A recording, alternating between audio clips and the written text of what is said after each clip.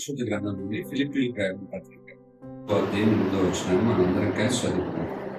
మెట్టుకు సహోదరులారా, ఏ యోగ్యత అయినను మెప్పైనను ఉండిన ఏవి సత్యమైనవో, ఏవి మాన్యమైనవో, ఏవి న్యాయమైనవో, ఏవి పవిత్రమైనవో, ఏవి రమ్యమైనవో, ఏవి ఖ్యాతి కలవో వాటి మీద ధ్యానం ఉంచుకోండి.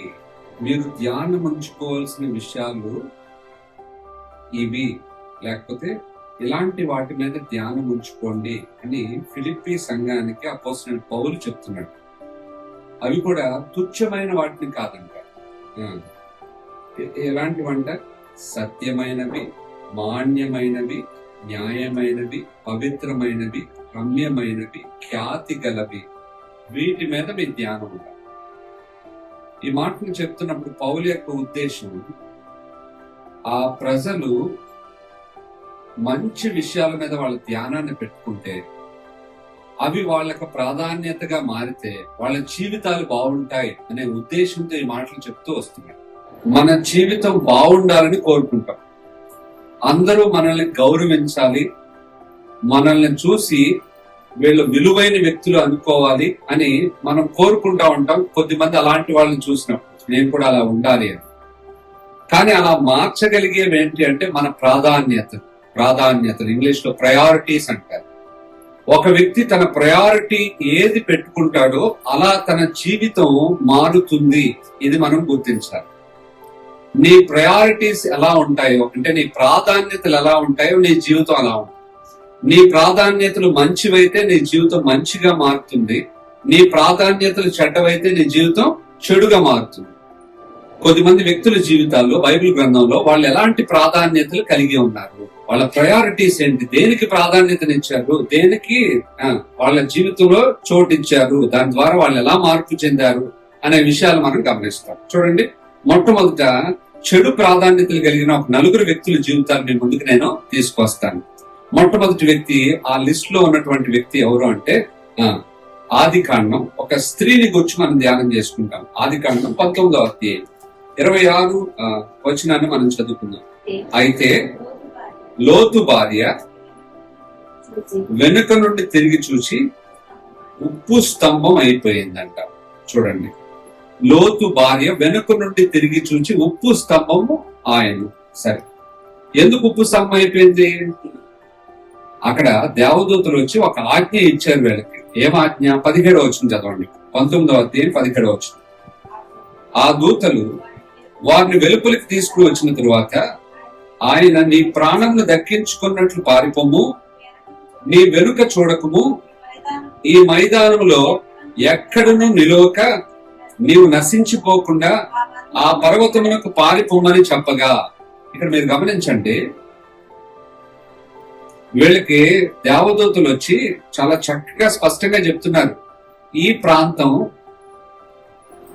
కొంత సమయానికి నాశనం అయిపోతుంది, ఈ ప్రాంతంలో మీరు ఉండకూడదు, దయచేసి త్వరగా ఈ ప్రాంతాన్ని విడిచి వెళ్ళిపోవాలి అని చేతులు పట్టుకుని మరీ లాక్కొచ్చి వాళ్ళకి ఖచ్చితంగా చెప్పిన మాట అంటే, వెనక తిరిగి చూడొద్దు, శాపగ్రస్తమైన ఈ స్థలం ఇంకా మీకు అవసరమో లేదు, మీ చూపు ఎక్కడికి ఉండాలి? ముందుకే ఉండాలి, వెనక్కి తిరిగి చూడొద్దు అని ఖచ్చితంగా చెప్పారు. చెప్తే ఈ లోతు భార్య ఏం చేసిందంట? వెనుకకు తిరిగి చూసి ఉప్పు స్తంభం అయిపోయి, కొత్త నిబంధనలో కూడా యేసు క్రీస్తు ప్రభు వారు చెప్పాడు ఒక సందర్భంలో, లోతు భార్యను జ్ఞాపకం చేసుకోండి అని మనకు బుద్ధి కలగడానికి ఒక దృష్టాంతంగా దేవుడు ఈమెను గూర్చిన ప్రస్తావన మన మధ్యకి తీసుకొచ్చింది. కాబట్టి మనం ఈమెను ఒక చెడు ప్రాధాన్యత కలిగిన స్త్రీగా మనం తీసుకోవచ్చు. గమనించండి, ఈమె ప్రయారిటీ ఏంటంటే సొదొమ గొమొర్రా. గమనించండి, ఈమె దేన్ని ప్రాధాన్యతగా ఎంచుకున్నది? శాపగ్రస్తమైన పట్టణాలను ప్రాధాన్యతగా ఎంచుకున్నారు. గుర్తించండి, దైవజనుల మాట లేకపోతే దేవుని యొక్క దూతల యొక్క మాటను మాత్రం ఆమె ప్రాధాన్యతగా తీసుకోలేదు. పర్వాలేదు అనుకున్నారు. సొదొమ గొమొర్రాను మాత్రం విడిచిపెట్టడానికి ఏమాత్రం ఇష్టపడటం. ఇక్కడ మీరు ఈ స్టోరీ అంతా మీకు తెలుసు, అయినప్పటికీ మరొకసారి చెప్పుకుందాం, కొద్దిమంది తెలియని వాళ్ళకి తెలుసు. అబ్రహాము లోతులు వీళ్ళిద్దరూ కూడా బంధువులు.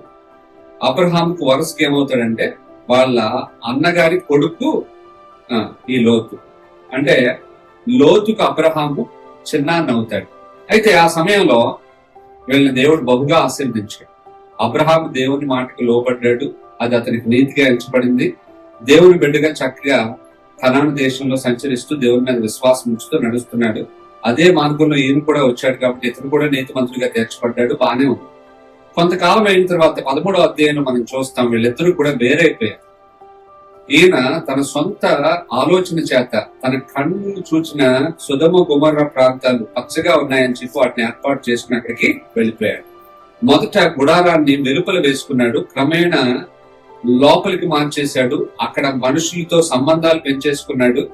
ఆ తర్వాత బయట ఉండి ఏదో అక్కడ కొంత వ్యాపారం చేసుకుంటూ వ్యవసాయం చేస్తూ అభివృద్ధి పొందుతాం అనుకుని వెళ్ళిన వాడు సొదొమ గొమొర్రాలతో లీనం అయిపోయాడు. గవిని వద్ద కూర్చుండే పెద్ద అయిపోయాడు. పైగా తన కుమార్తెల కల్లులను కూడా అక్కడే సమకూర్చేసుకున్నాడు. ఈ లోతు ఆ సొదొమ గొమొర్రా పట్టణాలతో బాగా మిళితం అయిపోయాడు, బాగా కలిసిపోయాడు. వాటిని విడిచిపెట్టండి, ఇవి కొంత సమయానికి నశించిపోతాయి అని చెప్పిన దేవదూతల మాటలు ఇతనికి వినసొంపుగా అనిపించుతాయి.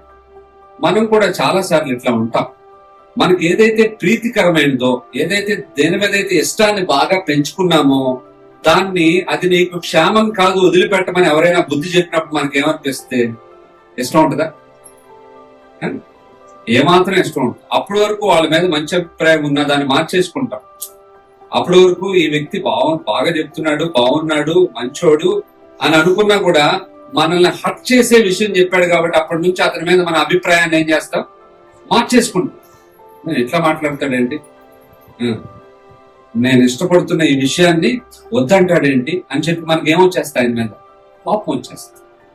కానీ దేవుడు ఎలా ఉంటాడు అంటే, మనం విన్నా వినకపోయినా ఆయన మనకు మేలును చేకూర్చడానికి మంచి దేవుడిగా వ్యవహరిస్తాడు. గుర్తించు, మనల్ని మెప్పించి మన నుండి ఏదో పొందుకోవడానికి ఆయన కొరత కలిగిన దేవుడు కాదు. గమనించిన, అక్కర కలిగినట్లుగా ఒక మనుషుల చేత సేవించబడేవాడు కాదు. సంఘంలో ఉన్న విశ్వాసులు ఏమనుకుంటారో అని చెప్పి కాపరి బోధకుడు ఏం చేస్తాడు, వాళ్ళకి ఇష్టమైనట్టుగా బోధించడానికి లేకపోతే ప్రవర్తించడానికి కోరుకుంటాడు. కానీ దేవుడు అలా ఉండడు. దేవుడు కరాఖండిగా ఏం చెప్పాలనుకుంటాడు అది చెబుతాడు. ఎందుకంటే ఆయన నీ క్షేమాన్ని యోచించేవాడు. గాయములు దెబ్బలు అంతరంగంలో చొచ్చి చెడుతనాన్ని ఏం చేస్తాయంట, తొలగిస్తాయి. కాబట్టి దెబ్బలు కొట్టడానికి కూడా ఇష్టపడతాడు, ఎందుకంటే నీ చెడుతనం పోవాలని ఆశపడతాడు. ఇంకొక మాట రాయబడతా ఉన్నాడు, మేలు చేసేవాడు నమ్మకమైన స్నేహితుడు గాయములు చేస్తాడు, పగవాడు లెక్కలేని ముద్దులు పెడతాడు అని రాయబడతాం. కాబట్టి ఆయన మేలు చేసే స్నేహితుడు, నమ్మకమైన స్నేహితుడు. ఆయన ముద్దులు పెట్టడు, ఏం చేస్తాడు, గాయం చేస్తాడు. కానీ ఏమనిపిస్తే అది నచ్చదు. వెల్ సెటిల్ అయిపోయాం సొదొమ గొమొర్రాలో, అల్లుళ్ళు కూడా సమకూర్చబడ్డారు, రేపో మాకు పెళ్లిళ్ళు కూడా జరుగుతాయి. సంతోషంగా ఉండే స్థితిని వచ్చి అనవసరంగా డిస్టర్బ్ చేస్తున్నారు. ఎవరు లోతు, ఎవరు వెళ్ళు అన్నట్టుగా చూసిందేమో బహుశా. ఎందుకంటే ఈమెకి వాళ్ళ పరిచయం లేదు. ఈమె భర్త మాట వినే లక్షణం కూడా లేకపోయి ఉండొచ్చు మేబీ. అందుకోసమే వాళ్ళ మాట పక్కన పెట్టండి, భర్త మాట కూడా వినే లక్షణం లేదు. కాబట్టి ఏం చేస్తుందంటే, వాళ్ళు చెప్పిన మాటకు అవిధేయత చూపించి వెనక్కి తిరిగి చూసి ఉప్పు స్తంభంగా మార్చుకోవచ్చు. దీని నుండి ఒక విశ్వాసిగా నేను నేర్చుకోవాల్సిన పాఠం ఏంటి అంటే, సొదొమ గొమొర్రా లోకానికి సూచన. దేనికి సూచన? లోకానికి. లోక స్నేహము దేవునితో వైరము. మనం లోక సంబంధులం కాదంట, మనం లోకం నుండి వేరు చేయబడిన వ్యక్తి. ఒకసారి యోహాను సువార్త 2 ఇది మీ మనసులో ముద్రించుకోవాల్సిన మాట. మన ప్రభువు మన కొరకు క్రయం చెల్లించి మనల్ని ఏం చేశాడు ఒకసారి చూడండి. 15వ అధ్యాయము, యోహాను సువార్త 15వ అధ్యాయం 18వ వచనం 19వ వచనం ఒకసారి చదవండి. లోకము మిమ్మల్ని ద్వేషించిన ఎడల మీకంటే ముందుగా నన్ను ద్వేషించనని మీరు ఎరుగుదు.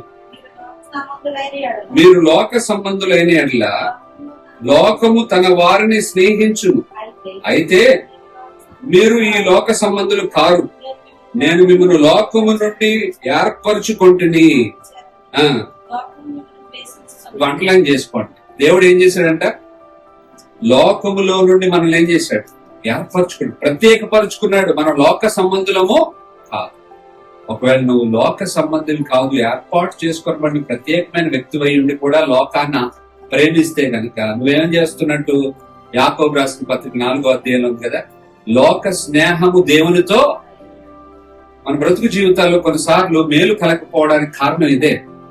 దేవుడిని శత్రువుగా పెట్టుకుంటే మనం ఏ విషయంలో ముందుకెళ్ళగలం? వాస్తవా కాదండి? దేవుడు మనతో ఉంటే మనకు అన్ని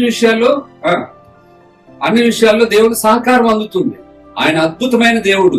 మన బలహీనతలను కూడా కప్పి మనల్ని బలపరిచి మనల్ని నడిపించగల దేవుడు. అలాంటి దేవుణ్ణి వైరిగా చేసేసుకున్నాం అనుకోండి, శత్రువుగా చేసేసుకుంటే ఇంకెలా మనగలం? వాస్తవం కాదు. కాబట్టి ఈ విషయంలో జాగ్రత్త కలిగి ఉండాలి. నీ ప్రాధాన్యత లోకం కాదు, నీ ప్రాధాన్యత దేవుడే ఉండాలి. ఇక్కడ ఈ స్త్రీని మనం చూస్తున్నాం. ఈమె ప్రాధాన్యత ఏంటంటే లోకం. దేవుడున్నా లేకపోయినా పర్లేదు, ఆయన మాట నేను వినవలసిన అవసరం లేదు. నాకు కావాల్సింది సొదొమ గొమొర్రా. ఏమైపోతుందో నా సొదొమ గొమొర్రా అనుకుంటూ వెనక తిరిగి చూసి ఉప్పు స్తంభంగా మార్చబడి మన అందరికీ కూడా ఒక దృష్టాంతంగా ఒక పాఠాన్ని నేర్పిస్తున్నాం. కాబట్టి గుర్తిస్తాం, ఆమె చెడు ప్రాధాన్యతను ఎంచుకున్నది మనందరికీ ఒక చెడ్డ మాదిరిగా కనిపిస్తుంది. మరి నీ ప్రాధాన్యత ఏంటి? లోకాన్న లేక దేవుడున్న? లోకాన్న దేవుడు. మరొక వ్యక్తిని మనం చూస్తాం. రండి ఒకసారి రూతు గ్రంథానికి రండి. రూతు గ్రంథం 1వ అధ్యాయం 15వ వచనం ఒకసారి చదవండి ఎవరైనా. ఆమె, ఇదిగో నీ తోటి కోడలు తన జనుల యొద్దకు తన దేవుని యొద్దకు తిరిగిపోయినదే, నీవును నీ తోటి కోడలి వెంబడి వెళ్ళుమని. అందుకు రూతు, నా వెంబడి వెళ్ళవద్దనియు రావద్దనియు నన్ను విడిచిపెట్టుమనియు నన్ను బతిమాలు కొనవద్దు.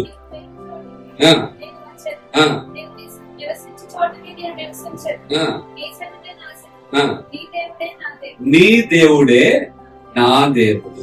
ఇది ప్రాముఖ్యమైన మాట. ఏంటది? నీ దేవుడే నా దేవుడు. ఈ మాట గమనించు. రూతు జీవితము శాపగ్రస్తమైన జీవితం. ఎందుకంటే మోయాబీయురాలి. ఈమె 10 తరాల వరకు కూడా ఇజ్రాయేలు సంతతితో ఆమె చేర్చబడకూడదు. దేవుని ఆజ్ఞ ద్వితీయోపదేశకాండం. మోయాబీయులు 10 తరాల వరకు కూడా ఇజ్రాయేలు సంతతితో చేర్చబడకూడదు. శాపగ్రస్తురాలైనటువంటి రూతు ఏమైపోయింది? యేసు క్రీస్తు ప్రభు యొక్క వంశావళిలో చేర్చబడుతూ వచ్చింది. శాపగ్రస్తమైన స్త్రీ ఆశీర్వదించబడిన స్త్రీగా మారడానికి కారణం ఏంటో తెలుసా? ఆమె ప్రయారిటీ, ఆమె ప్రాధాన్యత. దేన్ని ప్రాధాన్యతగా ఎంచుకుంది? నీ దేవుడే నా దేవుడు. ఓ అత్తమ్మ, నేను మోయాబులో ఉన్నప్పుడు అన్ని దేవతలు ఎన్నిటినో నేను సేవిస్తూ వచ్చాను. నాకు పరిచయమైన దేవి దేవతలు బోళ్ళను ఉన్నాయి, కానీ వాటన్నిటిని పక్కన పెడుతున్నాను. ఈనాడు బెత్లెహేముకు నేను రావడానికి కోరుకున్నాను, హృదయాన్ని నిశ్చయపరుచుకున్నాను. నీ దేవుడిని నేను వెంబడిస్తాను. నీ దేవుడే నా దేవుడు. ఇక నాకు వేరే లేరు. అర్థమైందా? నాకు వేరే లేరు. ఖచ్చితమైన నిర్ణయం తీసుకున్నా. అందుకోసం ఆమె ప్రాధాన్యత చాలా శ్రేష్టమైనది కనుక ఆమెను దేవుడు ఇశ్రాయేలు ప్రజలకు ఆశీర్వాదకరమైనటువంటి వ్యక్తిని ప్రొడ్యూస్ చేయడానికి ఆ ప్రొడక్షన్ లైనప్ లో ఆమెను ఉంచుతూ వచ్చాడు. గుర్తించండి, ఎవరైనా యేసుక్రీస్తు ప్రభువు. ఆ వంశావళిలో ఈమె చేర్చబడింది. బోయేజు రూతునందు ఓబేదును కను. బోయేజు రూతునందు, రూతు పేరు ప్రస్తావిస్తూ పరిశుద్ధాత్మ దేవుడు అక్కడ రాయించాడు. అబ్రహాం ఇస్సాకును కనన్నప్పుడు షారాయంతో అని రాయబడలేదు, కానీ బోయేజు రూతునందు ఎవరు కన్నాడు? కాబట్టి ఈమె పేరును ప్రస్తావిస్తున్నాడు ప్రభు. ఎందుకంటే శాపగ్రస్తమైన స్త్రీ నన్ను పట్టుకుని ఆశీర్వదించబడింది. నువ్వు నన్ను ప్రాధాన్యతగా ఎంచుకుంటే నీ బ్రతుకు కూడా అలా ఉంటుందని చెప్తున్నాడు. కాబట్టి ఈ ప్రాధాన్యత ఏంటి? లోకమా దేవుడు? ఒక స్త్రీ ఏమో లోకాన్ని ప్రాధాన్యతగా ఎంచుకుంది, శాపగ్రస్తురాలు అయిపోయి ఇప్పటికీ ఉప్పు స్తంభంగా ఇజ్రాయెల్ దేశంలో ఆ ఉప్పు లోయలో మనకు కనిపిస్తుంది. కానీ ఇంకొక స్త్రీ ఆశీర్వాదకరమైన స్థితిని పొంది రక్షకుడి లోకంలో జన్మించడానికి వంశావళిని సిద్ధపరిచే వంశావళి లైనప్ లో చేరింది. ఆశీర్వాదకరమైన స్థితిలో తన జీవితం ఎండప్ చేయబడినట్లుగా మనం చూస్తున్నాం. కారణం ఏంటంటే ఆమె ప్రాధాన్యత నీ దేవుడే నా దేవుడు. కాబట్టి లోకమా మన దేవుడు? దేవుడా? నేను దేవుడిని నమ్ముకునే కదండి ఇక్కడికి వచ్చాం అనొచ్చు. చాలా సార్లు మనం దేవుని కంటే ఎక్కువగా చాలా విషయాలు ఏం చేస్తాం, విగ్రహాలుగా పెట్టుకుంటాం. దేవునికి ఇవ్వాల్సిన ప్రాధాన్యతను వేరే వాటికి మనం ఇస్తాం. గమనించండి, ఒక బొమ్మను తీసుకొచ్చి నీ ఇంట్లో పెట్టుకున్నామని నీ మీద నేను నేరం మోపట్లేదు, కానీ ఏదో ఒక వస్తువో విషయమో వ్యక్తో నీ హృదయంలో దేవుని కంటే ఎక్కువ స్థానాన్ని ఆక్రమించుకున్నాడు. ఆ విగ్రహాన్ని మాత్రం నువ్వు తీయలేకపోతున్నావు, అదే నీ దేవుడు. అలా ఉంటే గనక నీ ప్రాధాన్యత సరిగా లేదు అని అర్థం చేసుకో. కాబట్టి దాన్ని మార్చుకోవడానికి ప్రయత్నించే అత్యున్నతమైన స్థానంలో మనల్ని నడిపించే వ్యక్తిగా ఎవరుండాలి? మన హృదయంలో దేవుడు ఉండాలి. మన హృదయ సింహాసనం మీద దేవునికి మాత్రమే స్థానం ఇవ్వాలి. అప్పుడే నువ్వు నెమ్మది పొంది ఆశీర్వదించబడిన వ్యక్తిగా జీవించగలుగుతావు. గుర్తించు. రెండో వ్యక్తిని మనం చూసుకుందాం రండి. ఆదికాండం 25వ అధ్యాయము 29వ వచనాన్ని మనం ఒకసారి చదువుకుందాం. జెనసిస్ చాప్టర్ 25, ఆదికాండం 25వ అధ్యాయము 29 నుంచి 34 వరకు చదువుకుందాం. ఒకనాడు యాకోబు కలగూర వంటకము వండుకొనుచుండగా ఏశావు అలసిన వాడి పొలములో నుండి వచ్చి, నేను అలసి ఉన్నాను, ఆ ఎర్రగా ఉన్న దానిలో కొంచెం దయచేసి నాకు పెట్టుమని అడిగాను. అందుచేత చాలు. ఈ మాటలు మనకు అర్థం అవుతున్నాయి కదా. ఇక్కడ ఏం జరిగిందో కూడా మీరు బైబిల్ చదువుతా ఉంటే క్రమంగా మీకు అర్థమైపోతుంది కదా. ఇక్కడ ఏశావు యాకోబులు ఎవరు? అన్నదమ్ములు. యాకోబు చిన్నోడు, ఏశావు పెద్దోడు. వీళ్ళు ఇస్సాకు రిబ్కాలకు పుట్టిన ఇద్దరు కవల పిల్లలు. ఎవరు వీళ్ళు? కవల పిల్లలు. ఓకే, ఇందులో జస్ట్ కొన్ని నిమిషాల వ్యవధిలో ముందు వెనక అయ్యారు. ఇద్దరు కూడా సమకాలీనులే ఒక రకంగా చెప్పాలంటే. ఒకే రోజు పుట్టారు. ముందు ఏశావు వచ్చాడు, ఆయన మడి పట్టుకుని ఎవరు వచ్చారు అంటే ముందే రావడానికి ప్రయత్నం చేశారు కానీ వీలు పడలేదు. ఎవరికి? యాకోబు. సరే, అయితే ఇక్కడ వీళ్ళు యుక్త వయసుకు వచ్చారు. ఆ సమయంలో ఒక రోజు జరిగిన కార్యం ఇది. ఒకనాడు బ్రదర్స్ లో చిన్నోడేమో కలకూర వంటకం చేస్తున్నాడు. కలకూర వంటకం అంటే అర్థం ఏంటి? కలకూర అంటే అన్ని కలిసిన కూర. కూరగాయలన్నీ తీసుకొచ్చి కలకూర వంటకం చేస్తున్నాడు. దాంట్లో కొంచెం కారం ఎక్కువ పడేశాడు. మరి మిర్చి ఎర్రగా బాగుందో తెలియదు కానీ ఎర్రగా కనిపిస్తుంది. ఆకలిని ప్రేరేపించేవి రెండు. అందుకోసం బహుశా ఆయన కూరకొండ దగ్గరికి వచ్చేసరికి మంచి రుచి, మంచి స్మెల్, కలర్ఫుల్ గా కనిపిస్తాం. ఎర్రగా ఉన్న దానిలో కొంచెం పెట్టు అన్నాడంటే అర్థం ఏంటి? బాగా కనిపిస్తుందనే కదా అర్థం. కాబట్టి బాగా కనిపిస్తా అనుకుంటే తమ్ముడిని అడిగాడు, అరే యాకోబా, అలసిపోయి ఉన్నాను రా, ఆకలేస్తుంది బాగా, కొంచెం ఎర్రగా ఉంటున్నావు కదా, దాంట్లో కొంచెం నాకు పెడతావా? అమ్మా, నేను ఎప్పుడైనా ఊరికినేస్తాను, నేనేం చేస్తా, ప్రతి దానిలో వ్యాపారం చేయగల సామర్థ్యం నాకున్నాను. కాబట్టి నేను ఊరకనే నీకేమీ ఇవ్వను. నువ్వు నాకు ఏదైనా ఇస్తే అప్పుడు నేను నీకు ఇది ఇస్తాను అన్నాడు. ఏం కావాలి? అప్పుడు చచ్చిపోబోతున్నాను, నా దగ్గరే ఉందిరా అంటే, నీ జాస్తత్వం ఉందిగా, అది ఇచ్చేసి. అరే చచ్చిపోయేవాడికి జాస్తత్వం ఎందుకు, తీసుకోపో, నాకు వంట ఇవ్వు చాలు అన్నాడు.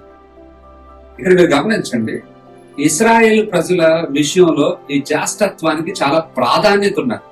మనం దీన్ని మన విధానంలో అర్థం చేసుకుంటే మనకు అంత తెలియదు వాస్తవానికి. ఇశ్రాయేల్ ప్రజల యొక్క జీవన విధానాన్ని మనం గనక బాగా తెలుసుకుని ఉంటే వాళ్ళకి జ్యేష్ఠత్వం అనేది చాలా ఇంపార్టెంట్. గుర్తుపెట్టుకోండి, జ్యేష్ఠుడికి చాలా ఆధిక్యతలు ఉంటాయి. వాళ్ళకి మనకంత ఆధిక్యతలు ఉండవు. కాబట్టి మనకు అర్థం కాదు ఈ మాట. ఈయన జ్యేష్ఠుడు కాబట్టి ఆధిక్యతలు ఎరిగిన వాడిగా దాన్ని పోగొట్టుకోవడానికి ఇష్టపడకూడదు. కానీ ఈయన ప్రాధాన్యత ఏంటి చెప్పండి? ఇక్కడ ఏశావు ప్రాధాన్యత ఏంటి? జ్యేష్ఠత్వం కాదు. ఏంటి ప్రాధాన్యత? కొంతమంది కడుపులో పడితే చాలు, హాయిగా ఉంటుంది. కొంతమంది ప్రాధాన్యత అంతే. ఏంటది? ఏదేమైనా కానీ నాకు మాత్రం ఏమవ్వాలి, సమయానికి వచ్చి పడాలంతే, నా ప్రాధాన్యత అది. అర్థమైందండి? ఇలాంటి ప్రాధాన్యతలు మనం పెట్టుకుంటే వర్ధిల్లలేం. గుర్తుపెట్టుకోండి, వర్ధిల్లలేం. అందుకోసం వర్ధిల్లింపు ఉండదు. నీ ప్రయారిటీ ఏదో నువ్వు దాన్ని బట్టే సక్సెస్ఫుల్ పర్సన్వా లేకపోతే లాస్ట్ పర్సన్వా నువ్వు గుర్తించు. అట్లా తయారవుతావు. ముఖ్యంగా యవనస్తులు గుర్తుపెట్టుకోండి. ఇప్పుడు మీకు ఇంకా జీవితం ఉంది కాబట్టి మీరు గుర్తుపెట్టుకోవాలి. నువ్వు ఏది ప్రయారిటీగా ఎంచుకుంటున్నావు, వాట్ ఈస్ యువర్ ప్రయారిటీ? ఆ ప్రయారిటీని బట్టి నీ లైఫ్ స్టైల్ ఉంటుంది, నీ జీవితంలో నువ్వు పొందుకునే ఫలితం కూడా ఉంటుంది. ఒకనొక సమయానికి జీవితం చివరికి వెళ్ళిన తర్వాత నువ్వు వెనక తిరిగి చూసినప్పుడు నీ జీవితానికి వచ్చి నువ్వు రిగ్రెట్ అవ్వకూడదు, అంటే బాధపడకూడదు, చింతించకూడదు, శోకించకూడదు, అయ్యో ఇలా చేసి ఉండకుండా ఉండాల్సిందే అనే మాట మనకి రాకూడదు. అందుకోసం మన ప్రయారిటీస్ బాగుండాలి. కానీ ఏసావు ప్రయారిటీ ఏంటి? జాస్తత్వం ఎవడకు కావాలిరా? పనికి మాలిన జాస్తత్వం. ఏం కావాలా? ఆ ఎర్రగా ఉన్న దాంట్లో కొంచెం నాకు ఇచ్చావంటే నా పేగులు తృప్తి పడతాయి, హాయిగా నిద్ర. ఈయన ప్రయారిటీ ఏంటి? తిండి. గుర్తించు. తిండిపోతులు త్రాగుపోతులు ఏమవుతారంటే వాక్యం చెప్తుంది, ఏమవుతారంటే దరిద్రులే. గుర్తుపెట్టు. తిండి తినొద్దని బైబిల్ చెప్పట్లేదు. తిండిని దేవుడే సృష్టించాడు. ఏదైనా తోటలో ఫలవృక్షాలు ఉన్నాయా లేవా? ఉన్నాయి అంటే దేవుడు అవసరం అనే కదా పెట్టాడు. మరి ఏంటంటే తిండి తినొద్దు అంటారు పాస్టర్ గారు, మీరు ఏమన్నా ఇది న్యాయమా అనొచ్చు. నేను తిండి తినొద్దని దేవుడు చెప్పట్లేదు, నేను చెప్పట్లేదు, పరిశుద్ధాత్మ దేవుడు కూడా చెప్ప. కానీ తిండికి దాసులు కావద్దని మాత్రం చెప్పు. ఒక పూట కూడు లేకపోతే చచ్చిపోతాడా? కానీ ఆయన ఏమనుకుంటున్నాడు అక్కడ? ఒకసారి చదవండి, మళ్ళీ ఒకసారి చూడండి. 31 వచ్చింది, చదవండి. 31 వచ్చింది. అందుకు యాకోబు, నేను చావబోచున్నాను కదా, జ్యేష్ఠత్వము నాకెందుకని. ఏమంటున్నాడు? నేను చావబోతున్నాను కదా, జ్యేష్ఠత్వము నాకెందుకు. నిజానికి చచ్చిపోతాడు, ఒక పూట కూడు లేకపోతే చచ్చిపోతాడు. కాబట్టి ఏసావు మనకు నేర్పించే పాఠం ఏంటంటే శ్రేష్టమైన జ్యేష్ఠత్వాన్ని అమ్మేసుకున్నాడు. ఇక్కడ మీరు గమనించాల్సిన ఒక విషయం ఏంటంటే దేనికి ప్రాధాన్యత ఇస్తున్నావు? తిండిపోతుతనం, తాగుపోతుతనం, ఇది కొద్దిసేపు పక్కన పెడతాం. తుచ్చమైన వాటికి మనం ప్రాధాన్యతనిస్తే శ్రేష్టమైన విషయాలు మనం కోల్పోతాం. గుర్తుపెట్టుకోవాలి. ఇక్కడ జ్యేష్ఠత్వం అనేది మంచి విషయం, అమూల్యమైన విషయం. దాన్ని దేనికోసం తాకట్టు పెట్టేశాడు? చాలా తుచ్చమైన విషయం కోసం. ఇది ఎవరు చేస్తారో తెలుసా? గ్రహింపు లేని వాళ్ళు చేస్తారు. మన సండే స్కూల్ పిల్లలందరూ సండే స్కూల్కి వెళ్ళిపోయారు కదా అనుకుందాం. ఒక చిన్న పాప ఉన్నది, ఒక 5 సంవత్సరాలు. వాళ్ళ అమ్మ ఆమె మెడలో ఒక బంగారు గొలుసేసింది, ఒక 3 కాసులు బంగారు గొలుసేసి మందిరాన్ని పంపించింది అనుకోండి. ఆ పిల్ల దగ్గర నుండి 3 కాసులు నేను తీసుకోవాలనుకున్నాను. దానికోసం నేనేం చేశానంటే ఒక ₹5 5 స్టార్ చాక్లెట్ ఆ పిల్లకి ఇచ్చి, ఇది కావాలా అని అడిగాను. అడిగితే ఆ పిల్ల ఏమంట? కావాలి అంట. కావలిస్తే అది నాకు ఇస్తావా అంటాడు. ఏది కావాలి అంకుల్ అంట. ఇదిగో ఈ గొలుసు ఇస్తావా అంటే తీసుకో అంకుల్ అంట. అర్థమైందండి? ఎందుకోసం? ₹5 చాక్లెట్ కోసం. ఆ పిల్లకి ఏది ప్రయారిటీ ఇవ్వదగిన విషయం అనేది తెలియదు, ఎందుకంటే అంత మెచ్యూరిటీ లెవెల్స్ లేవు. అందుకోసం ఏం చేస్తుంటే ₹5 చాక్లెట్ తీసుకుని సంతోషంగా దాదాపు ఒక 2 లక్షల విలువైన హారాన్ని నా చేతిలో పెట్టేస్తుంది. చూడండి ఎంత వ్యత్యాసం. 2 లక్షలు ఎక్కడ, ₹5 ఎక్కడ. అలాగే సాతాను కూడా నీకు మెచ్యూరిటీ లేకపోతే నిన్ను కూడా అలాగే మోసగిస్తాడు. నీకు వాక్యపు అనుభవం లేకపోతే నిన్ను కూడా అలాగే మోసగిస్తాడు. నువ్వు ఏవి మాన్యమైనవో, ఏవి ఖ్యాతి గలవో వాటి మీద ధ్యానం ఉంచుకోకుండా ఉంటే కనుక తుచ్చమైన వాటిని ముందు పెట్టి శ్రేష్టమైనవి నీ దగ్గర నుండి కొల్లగొడతాడు. గుర్తుపెట్టి. అందుకోసం జాగ్రత్తగా ఉండాలి. ఇప్పటికీ చాలా మంది వాళ్ళ వ్యక్తిత్వాన్ని అమ్మేసుకున్నారు, కొన్ని పాపపు ప్రేరేపణలు.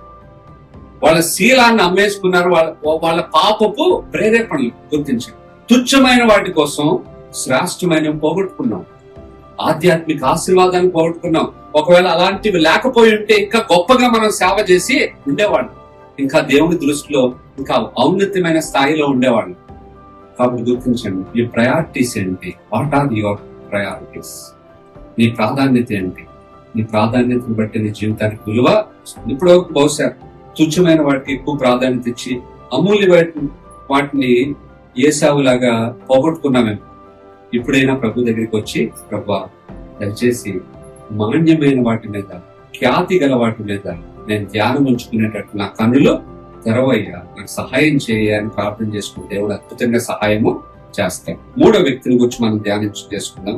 2 Kings 2వ రాజుల గ్రంథం 5వ అధ్యాయం 20వ వచనం. సరే చదవండి. 2వ రాజులు 5:20.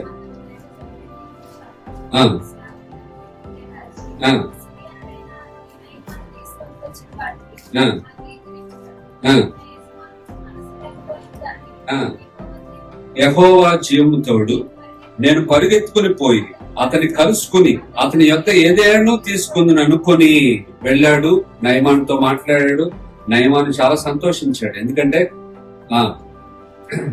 ఇంతకు ముందు అంగీకరించలేదు, ఆయనకు అంగీకరించడానికి మనసు వచ్చింది అంతే చాలు. నేను ఇవి ఇవ్వడానికే తీసుకొచ్చాను కానీ తీసుకువెళ్ళడానికి తీసుకురాలేదు. దైవజనుడు అంగీకరిస్తే నాకు అదే చాలు అనుకున్నాడు. సంతోషంగా తీసుకొచ్చేసి గెహాజీకి అప్పగించాడు. నెక్స్ట్ ఆ తర్వాత వచనాలు మనం చదువుకుందాం. 25, 26 వచనాలు ఒకసారి చదవండి. అతడు లోపలికి పోయి తన యజమాని ముందర నిలవగా ఎలీషా వాడిని చూసి, గెహాజీ నీవెచ్చటి నుండి వచ్చితో అని అడిగినందుకు వాడు పోలేదన్న. ఆ మనుషుడు తన రథము దిగి నిన్ను ఎదుర్కొంటకు తిరిగి వచ్చినప్పుడు నా మనసు నీతో కూడా రాలేదా? ద్రవ్యమును, వస్త్రములను, ఒలీవ చెట్ల తోటలను, ద్రాక్ష తోటలను, గొర్రెలను, ఎడ్లను, దాసీలను సంపాదించుకుంటకు ఇది సమయమా అంటున్నాడు. ఇక్కడ మీరు గమనించండి, ఇక్కడ గెహాజీ అనే ఒక దైవజనుడు మనం చూస్తాం. ఈ గెహాజీ అనే దైవజనుడు ప్రయారిటీ ఏంటి అంటే ధనం. ఏంటండి? వస్తువులు కదా. అర్థం చేసుకోండి. నయమాను ఎలీషా దగ్గరికి వచ్చాడు కుష్ఠరోగి. కానీ ఎలీషా చెప్పిన మాటకు విధేయత చూపించి యోర్దాను నదికి వెళ్లి శుద్ధుడైపోయాడు. శుద్ధుడైన సంతోషంలో తాను తీసుకొచ్చిన కానుకలన్నీ తీసుకొచ్చి ఎలీషాకి ఇవ్వబోగా ఎలీషా అన్నాడు, ఇవి నాకు వద్దు అని చెప్పి పంపించేసి, చాలా చక్కని వ్యక్తిత్వం కలిగిన వ్యక్తి ఎలీషా, ఇవి నాకు వద్దని పంపించేసి, పంపిస్తే అక్కడే కాచుకుని ఉన్నాడు ఎవరు? గెహాజీ. గెహాజీ ఎవరు? ఎలీషా గారి శిష్యుడు. ఈ గెహాజీ మనసులో అనుకున్నాడు, ఎంత విలువైన కానుకలు, బట్టలు తీసుకొచ్చాడు, వెండి తీసుకొచ్చాడు, ఎంత విలువైన కానుకలు నా యజమాని తీసుకోవడానికి మనసు, మా యజమాని కొంచెం బుద్ధి లేదు, పొరలేదు. ఎంత చక్కని ఆపర్చునిటీ ఇది. వాడు తీసుకొచ్చి తనకు తానుగా ఇస్తున్నాడు. ఇప్పుడు తీసుకోవడానికి ఏమైంది? అర్థం చేసుకోండి. ఇక్కడ ఎంత చక్కని అవకాశాన్ని సద్వినియోగం చేసుకోకుండా తాను కొరత కలిగి ఉంటూ మమ్మల్ని కూడా కొరతలో పెడుతూ బుద్ధిహీనంగా ప్రవర్తిస్తున్నాడు మా యజమానుడు. కాబట్టి ఇలా ఉంటే కుదరదు, నేను వెళ్ళి వాటన్నిటినీ తెచ్చుకుంటా అని చెప్పి వెళ్ళిపోయాడు. తెచ్చుకున్న తర్వాత ఆ తెచ్చుకున్న వస్తువులు అతడు అనుభవించలేదు, కానీ దానికి ప్రతిగా ఏం అనుభవించాడు? చివరిలో కుష్టును అనుభవించాడు. ఇక్కడ ఒక విషయాన్ని మనం గుర్తుపెట్టుకుంటాం, ఏంటంటే గెహాజీ ప్రాధాన్యత ధనము, ఇహ సంబంధమైన వస్తువు. కానీ ఇతడు ప్రాధాన్యతగా ఏం కలిగి ఉండాలి? చెప్పాలి, ఏం కలిగి ఉండాలి? ఎలీషా ఏలియా దగ్గర నుండి ఏం పొందుకున్నాడు? రెండింతల ఆత్మ. ఇప్పుడు ఈయన ప్రాధాన్యత ఏమై ఉండాలి? నీకు రెండింతల ఆత్మ వచ్చింది కదా, నీ నుండి నాకు కూడా డబుల్ ఫోల్డ్ కావాలి, అంటే 4 ఆత్మ కావాలి. ఇది కదా ప్రాధాన్యత. కానీ ఈయన ఏమెంచుకున్నాడు? అర్థం చేసుకోండి. అర్థమవుతుంది కదా. కాబట్టి మనం కూడా కొన్నిసార్లు తుచ్చమైన వాటిని ప్రాధాన్యతగా ఎంచుకుంటాం. దానికి మనకి గెహాజీ ఒక పాఠాన్ని నేర్పిస్తుంది. ఈ లోకంలో మనం చూసే వస్తువులు, విషయాలు ఇవి నిత్యమైనవి కాదు, కానీ పరిశుద్ధాత్మను గురించిన విషయాలు నిత్యమైనవి. అవి నిత్య జీవంలో మనకు శ్రేష్టమైన బహుమానాలను సిద్ధపరచడానికి ఈ లోకంలో ఆత్మదేవుడు మనకు సహాయపడుతూ మనల్ని ఔన్నత్యమైన స్థాయికి నడిపిస్తాడు. కాబట్టి ప్రతి విశ్వాసి కోరుకోవాల్సింది ఏంటంటే, సమృద్ధిగా ఆత్మతో నన్ను నింపు ప్రభువా అని ప్రార్థన చేసుకోవాలి. ఏం కోరుకోవాలా? ఆత్మ నింపుదలను కోరుకోవాలి. మద్యముతో మత్తులై ఉండకుడి, దానిలో దుర్వ్యాపారం కలదు, అయితే మీరు ఆత్మ పూర్ణులై ఉండు అని వాక్యం చెప్తుంది. మనం ఏ నింపుదలను కోరుకోవాలి? ఆత్మ నింపుదల. ఆత్మ మనల్ని నడిపించే నడతను మనం కోరుకోవాలి, దానికోసం ఆశపడాలి. దానికి ప్రతిగా లోక సంబంధమైన విషయాలు కాదు గుర్తించాలి. అలా ఉంటే కనుక మన ప్రాధాన్యత, మనం గొప్ప వ్యక్తులుగా మార్చబడతాం. రెండింతల ఆత్మను కోరుకున్నటువంటి ఎలీషా గొప్ప కార్యాలు చేశాడు. ఏలియా 7 అద్భుతాలు చేస్తే ఎలీషా 14 అద్భుతాలు చేశాడు. అదేంటండి, అంతగా దేవుని ఆత్మచేత నింపబడ్డాడు ఆయన. కారణం ఏంటంటే ఆయన ప్రాధాన్యతగా అది కలిగి ఉన్నాడు. అడిగితే ఏలియా తాను ఎత్తబడక మునుపు ఎలీషాకి ఏమైనా ఇవ్వగలడు. లోక సంబంధం అయితే ఇంకా ఈజీగా ఇవ్వగలడు కదా. కోరుకోమన్నాడు కదా, నువ్వు కోరుకో, నేను తీయబడక మునుపు నువ్వేం కోరుకుంటే అది నీకు ఇస్తాను. ఈయన కోరిన కోరిక ఏలియా కూడా కొంచెం ఆశ్చర్యాన్ని కలిగించింది. ఇది చాలా కష్టతరంగా ఉన్నది అంటాడు. మరి భౌతికమైన అడిగితే కష్టం ఆయనకి, గుర్తుపెట్టు. అందుకోసం మన దేవుడు మనల్ని చూసి కొన్నిసార్లు అంటే బాధపడుతున్నాడు. మనం చూసి ఏం చేస్తాడు? బాధపడతాడు. ఎందుకు బాధపడతాడు తెలుసా? మనకు ఉన్నటువంటి వివేచన సరిగా లేనందు. ఇప్పుడు అనుకుందాం, నా కొడుకే ఉన్నాడు. సపోజ్ నా కొడుకు నేను విలువైనది విలువ లేనిది రెండూ పెట్టి ఏది కావాలంటే విలువ లేనిది కోరుకుంటే వాడి ఐక్యూని నేనేం చేస్తా? డౌట్ పడతా, బాధ కలుగుతున్నాడు. ఎందుకని అంటే ఒక తండ్రిగా మనమే ఉన్నతమైన వాటిని పిల్లలకి ఇవ్వ చూస్తే మన పరలోక తండ్రి ఇంకా అంతేనా కాదు. అప్పుడు మనం తుచ్చమైన వాటిని పట్టుకుంటా ఉంటే ఆయన ఏం చేస్తా ఉంటాడు? లోపల బాధపడతాడో సంతోషపడతాడు? చెప్పండి. బాధపడతాడు. గుర్తుపెట్టు. నువ్వు ఆత్మను, ఒకవేళ గెహాజీ ఆత్మ నింపుదలను కోరుకుని ఉంటే ఏం చేసేవాడు? సొలొమోను జ్ఞానాన్ని కోరుకుంటే జ్ఞానంతో పాటు ఏమిచ్చాడంటే ఐశ్వర్యం ఇచ్చాడు, ఘనతను ఇచ్చాడు. అలాగే దేవుడు తనకి ఇష్టమైనది కోరుకుంటే నీకు అవసరం అయినది అనుకున్నప్పుడు అది కూడా వేరేది కూడా నీకు ఇస్తాడు. బట్ నువ్వు ప్రాధాన్యతగా దేన్ని ఎంచుకుంటావు అనేది ఆయన సంతోష పెట్టేదిగా ఉంటారు. గెహాజీ తుచ్చమైన ధనం కోసం, బట్టల కోసం వెళ్ళాడు. దానివల్ల కుష్టును తెచ్చుకుంటూ వచ్చాడు. అంటున్నాడు భక్తుడు, అంటున్నాడు ఏమని? ఒలీవ చెట్ల తోటలను ద్రవ్యమును, వస్త్రములను, ఒలీవ చెట్ల తోటలను, ద్రాక్ష తోటలను, గొర్రెలను, ఎడ్లను, దాసదాసీలను సంపాదించుకుంటకి ఇది సమయమా? ఈ సమయంలో మనం ఇది చేయాలన్నా? ప్రయారిటీ దీనికోసం పెట్టుకోవాలన్నా మనం? ఒక గెహాజీ, నీకు బుద్ధి లేదా? నువ్వు సామాన్య వ్యక్తిలాగా నువ్వు ప్రయత్నం చేస్తున్నావు. నువ్వు దైవ సేవకుడివి, దైవజనుడివి. నువ్వు దైవజనుడు అయినప్పుడు దైవజనులాగా నీ ఆలోచన విధానం ఉండాలి కదా. లోకస్తులు కోరుకున్నట్టు వీటిని కోరుకుంటావేంటి? కాబట్టి నీ వెండి నీతో కూడా నశిస్తుంది. నువ్వు నయమాన్ నుండి ఏం తెచ్చుకున్నావో వాటిని అనుభవించలేవు. కానీ నయమాన్ వదిలిపెట్టింది ఉంది చూసావా? ఎక్కడ? యోర్దాను నదిలో. అది నీకు తగులుకుంటుందని చెప్పి తగులుకు. అందుకోసమే దేవుణ్ణి ప్రయారిటీలో పెట్టుకో. నీకు కావలసిన ఆటోమేటిక్ గా దేవుడు ఏం చేస్తాడు? నీకు అనుగ్రహిస్తాడు. నిన్ను మెచ్చేటట్టుగా బ్రతుకు దేవుడు. నిన్ను మెచ్చేటట్టుగా బ్రతుకు. నీ అవసరతలను దేవుడు తీరుస్తాడు. మనం లోకాన్ని ప్రేమించే వ్యక్తులు అయితే మన ఆశలు అంతు లేకుండా పెరిగిపోతాయి. వాటిని అన్నింటినీ దేవుడు తీర్చడు కాబట్టి మనకి బాధ కలిగిపోతా ఉంటుంది. ఏం కలుగుద్ది? బాధ. దేన్ని బట్టి? మన అవసరాలు తీర్చబడకపోతే మనకు బాధ కలుగుతా లేదు? చెప్పండి. కానీ అది అవసరమా? నీ కోరిక అర్థం చేసుకోండి. అవసరమా? లగ్జరీనా? అది చూసుకో. అవసరాన్ని ఖచ్చితంగా దేవుడు తీరుస్తాడు. కానీ నీ కోరికలు మితిమీరిపోతే మాత్రం దేవుడు వాటిని యాక్సెప్ట్ చేయడు. ఎందుకంటే వాటిని కూడా ఆయన తీర్చగలడు. కానీ ఎందుకు తీర్చట్లేదు అంటే కారణం ఏంటంటే నువ్వు పాడు చేయడం ఆయనకి ఇష్టమో లేదు. అది గుర్తుపెట్టు.